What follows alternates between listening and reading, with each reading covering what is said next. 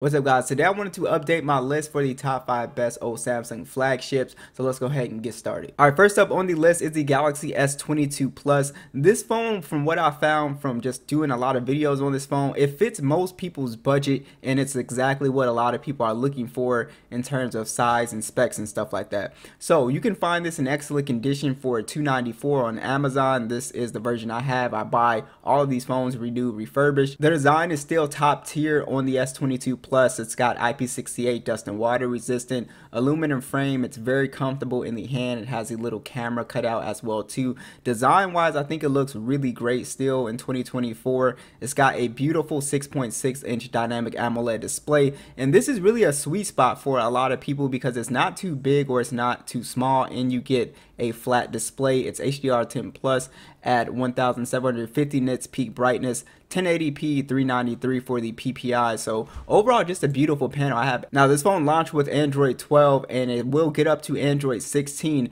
And what was interesting about this phone and the S22 series in general is that these phones got the Galaxy AI features, so you can enjoy pretty much the same AI features that you find on S24 Ultra, which is really nice. I think it's only missing one thing. So like I said, get up to Android 16. After that, security patches, so you can keep the phone for quite a while and don't really have to worry about updates. Now, the Snapdragon 8 Gen 1 on this phone, it is a very good processor, but it is on the warmer side if you're definitely a gamer. Now, I'm a lighter user, so I've never run into problems with any type of overheating or anything like that. I've just never had a performance problem with this phone, but I'm assuming if you play a ton of games, then you might notice the phone getting warm. I've run benchmarks on it. I play PUBG. Like I said, I haven't had the problem, but the Snapdragon 8 Gen has been fine for me. It's 128 gigs of internal storage and 8 gigs of RAM. You also have pretty decent sounding stereo speakers as well too. The fingerprint scanner is excellent as well, the ultrasonic one. And then the cameras on here are still top notch. It's a 50 megapixel standard with a 10 megapixel telephoto, 3 times optical with a max zoom of 30 times, and then a 12 megapixel ultra wide. It can shoot 8K 24 with a 10 megapixel selfie that shoots in 4K 60. I think this still does a phenomenal job when it comes to the photos. Dynamic range is great, colors are great, tons of detail. Video is also really solid too. I think the pictures really speak for themselves. So if you're somebody looking for a really consistent, great, photo taker, I think this is pretty excellent for, this price point. Now, the battery life on the S22 Plus, it's not bad, but it's, I would say, pretty average. I never considered this phone to be like crazy good battery life, but it was never ever like died on me in a day or anything like that. So I wouldn't say it's bad by any means. It's a 4500 milliamp hour battery. It actually has pretty good charging speeds at 45 watts, and you also get the wireless and reverse wireless charger. I could easily get 6 hours of screen on time with this phone. So overall, this is a solid phone that I think it checks off a lot of boxes for most people at this price range. All right, so what's interesting about the USA market is the Galaxy S22 Ultra. If you spend an extra $100, you can get this phone, but it's not necessarily going to be a better phone than the S22 Plus, considering, what you're looking for. So the big thing here is the actual design. If you have smaller hands and, you're like me, comfortability is a big thing when you're holding a phone. This is a bigger phone. It's way wider as well too, and it can definitely be uncomfortable. Now you can put a case on it to kind of help with, the sharp edges.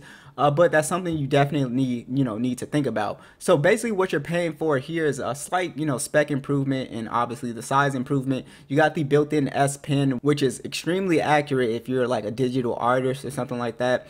And then also you do have a bigger display at 6.8 inches. It's dynamic AMOLED, 120 Hz, HDR10 plus, and again 1750 nits peak brightness. This one has a higher res display, so it's 1440p, 500 for the PPI, so you can enjoy content in 2K on this phone, and it kind of has that TV, boxy look to it. So I do really like the design of the S22 Ultra, but this phone here, it does have a curved screen, so that's something you need to know for people who, use the screen protectors and stuff like that. It is a little bit more difficult than a flat display, so that's why I said you may or may not like this phone over the S22 Plus. This one is in the same boat. Of course, it launched with Android 12. It will get up to Android 16 as well. And then it has the same processor, basically the same kind of issue with getting a little bit warmer when you're playing games for a longer period of time with the Snapdragon 8 Gen 1. And again, this one, the one I have has 256 gigs and 12 gigs of RAM. But performance is excellent. Like I said, the Galaxy AI features are there. And then you also do have, one thing I don't like about this phone is that I think the speakers on this phone aren't really the strongest.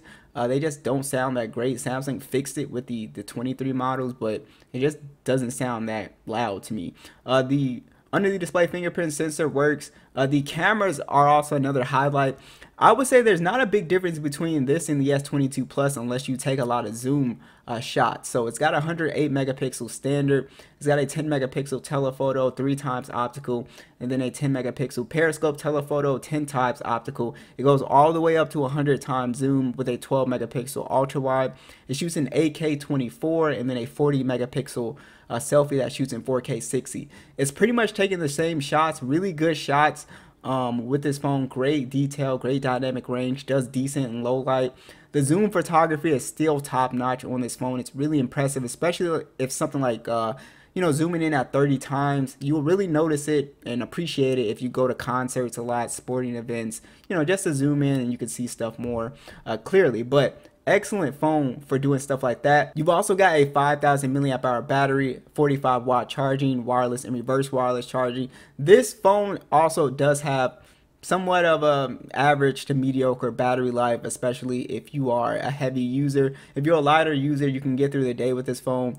Now, standby time has improved with the One UI 6.1 update. That's something that I did notice, so I was really happy about that. But overall, the battery life is still, roughly the same. All right, so next is the Note 20 Ultra. This is for anyone who wants to have SD card support on their phone. And also, I would say look at the S20 Ultra if you're somebody who really wants better battery life. Definitely get that. That has SD card support as well. But most people, they really like the Note 20 Ultra for the pen and the design here. So this phone is still really good. The price has dropped a lot, so I'm really excited about that. And remember, these are USA prices, guys. And it's $313, and it's a really pretty good deal for the phone that you get here. So again, it has that boxy design. You got the built-in S Pen. Again, you can do digital artwork with this phone, and overall the design still looks great, I think, in 2024. Like I said, you have the built-in SD card support. So what a lot of people like about this is that even if you get the 128 gig version, you can spend like $30, $40 and get a 512 gigabyte version if you take a lot of photos and videos. So that's a good thing about having SD card support. Definitely something to consider. It's got a massive display, one of Samsung's biggest displays that they put in a flagship, a 6.9-inch display. It's got 1440p resolution as well, 496 for the PPI. Now the thing about this phone is you can only use 120 Hz at the 1080p resolution, so do note that. But overall the screen is great. It does still pretty decent in outdoors and direct sunlight as well too. It's also a curved panel as well. So this phone is not getting any more major OS updates. It's got Android 13 on it, and it's currently only getting security updates for right now. And yeah, the software doesn't really feel outdated. The only thing that might make it feel outdated is that it doesn't have the Galaxy AI features. Besides that, you're not really missing out on anything. Now, you do have the Snapdragon 865 chipset on here. This is still a very efficient chipset. You can still play PUBG at HDR Extreme or HDR Extreme Plus, which means 90 frames. And I don't have an issue with this phone performance-wise. It's very efficient, even on the S20 Ultra. Still really efficient playing games as well too. So no issues with performance on this phone. It is just as fast as the S24 Ultra. The speakers on here are still decent. They get loud enough. The fingerprint scanner is fine on here. The cameras on here, so the cameras are still pretty good. But what you'll notice about this generation's cameras is that while it does take pretty good photos in good lighting, you will notice that it starts to show its age in low light. I don't think the selfie cam looks as good as the newer phones as well too. It kind of really messes up skin tones. I think you always have to kind of correct it. But other than that, if you're out in good lighting, it takes great shots. You can see that, from the pictures here. It's just low light photography. You would definitely notice, okay, this is an older flagship for sure. 108 megapixel standard, 12 megapixel periscope telephoto, it's 5 times optical. It has 50 times hybrid zoom with a 12 megapixel ultra wide. It's using 8K 24 with a 10 megapixel selfie that shoots in 4K 60. Overall, great photos, pretty good videos. Like I said, outdoors, you really wouldn't be able to tell the difference from this and a newer Samsung flagship. This phone has a 4500 milliamp hour battery. Charging on here is 25 watts, so really not all that fast. Wireless and reverse wireless charging is on board. This one also falls in the same boat of having, you know, average to below average battery life for the most part if you're a heavier user. Alright, so next is the Samsung Galaxy S21 Ultra. This is one of my favorites on the list because it's a very interesting buy in 2024. Is that this phone is 10 times more comfortable than the S22 Ultra, and you have to buy the S Pen case with this phone, but it is compatible, but it's way more comfortable. So if you wanted to spend, you know, the $300, you wanted a bigger phone with S Pen support, you know, with the zoom cameras, this is still an excellent buy, and it's a personal favorite of mine. So like I said, this phone, it doesn't have that boxy design, so it's way easier to hold. It's aluminum frame, you know, premium design, IP68. And like I said, we got the S Pen support on here. I still think the design on the back looks really cool as well too. And now this phone has a 6.8-inch dynamic AMOLED display, 120 Hz HDR10+, 1500 nits peak brightness, 1440p, 515 for the PPI. Overall, just a beautiful panel, and like I said, very easy to hold for this size phone. Now, this phone launched with Android 11, which means that its last major OS update is going to be Android 15, and it'll get security patches after that. You also have the Snapdragon AAA processor, which is another infamous, you know, processor here. And again, this one does, you know, get warm when you're gaming for sure. Like I said, I'm a lighter, you know, kind of user. I don't really game that hard on my phone, so I never really had performance issues with this phone, but you will definitely notice this phone getting warm for sure. Now, you do have 128 gigs of internal storage and 12 gigs of RAM on this phone as well too. Performance is blazing fast. It's really, really smooth. I never had an issue with performance on this phone at all. The speakers are pretty decent on here as well too. They fairly good amount of bass. You also do have excellent fingerprint scanner, and you do have on here a very good camera system. It's a 108 megapixel standard, 10 megapixel telephoto, 3 times optical, with a periscope telephoto on here that's 10 megapixels that does 10 times, and then a 12 megapixel ultra wide. You can shoot an 8K 24 with a 40 megapixel selfie that shoots in 4K 60. I still really like the shots on the S21 Ultra.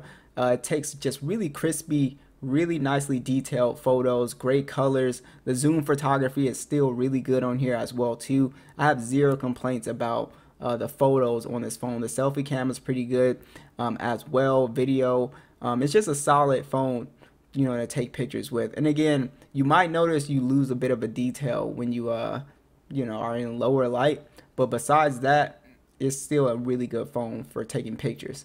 So this phone again falls into that category of just average, below average battery life. 5,000 milliamps, 25 watt charging. Your wireless and reverse wireless charging is on board. And overall, just an excellent phone for $300. Alright guys, and last on the list is the Galaxy S21 FE. This is a fantastic phone for anybody that's on, you know, a very tight budget. It's literally $189 on eBay for excellent condition, and this phone is amazing for this price point. It's really impressive. So it does have a plastic back and aluminum frame, but nothing about this phone really feels cheap. The back of the phone is a kind of matte finish, and it just has a very well made feel to it, so it's something that I really like. And it's even IP68 dust and water resistant. It's got a 6.4-inch display. It's dynamic AMOLED, 120 Hz, HDR10+, so a very easy phone to hold. It's 1080p 403 for the PPI, and actually a really nice display. It has pretty slim bezels on here as well too, so it makes the phone feel way more premium. And then you also do have, now the most fascinating thing about the S21 FE is that it launched with Android 12, which means it falls under Samsung's, you know, pledge of 4 years. So that means it should get up to Android 16, which I think is pretty awesome. This phone also has the Snapdragon AAA processor, but this phone really doesn't heat up as much as like a standard S21. So that's something that I did notice. and overall it's just a little bit more cooler. It does play games just fine. It pretty much does everything, you know, completely fine. You play PUBG, HDR Extreme. Most things will run on here without I've never had a performance issue with this phone. Now, the base model is 128 gigs and 6 gigs of RAM. And yeah, overall performance wise, it pretty much has all the same software features except for the you know, Galaxy AI stuff. So this phone, it does have pretty good stereo speakers, pretty decent. The fingerprint scanner, now it is an optical one, so it is a little bit slower than the ultrasonic one, but it's not really a big deal. Now this phone does still have pretty good cameras at 12 megapixel standard, 8 megapixel telephoto, 3x optical with a 12 megapixel ultra wide.